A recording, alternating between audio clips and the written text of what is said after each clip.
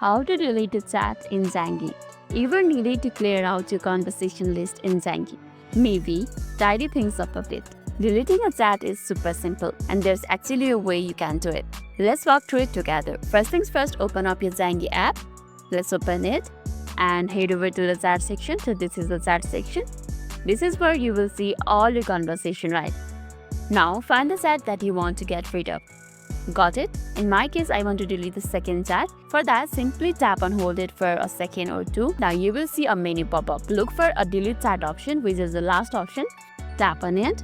After that, the app will ask you to confirm. Just say yes and poof, the chat is gone from your list. Let's do it here. Here you can see, are you sure you want to permanently delete the conversation with this one? To permanently delete this Hohoyo, you have to check this one, but I don't want to permanently delete it. I just don't want it to be seen in the chat section. So let's keep it as it is and tap on the delete. And ta-da! You have successfully deleted a chat from your Zangi.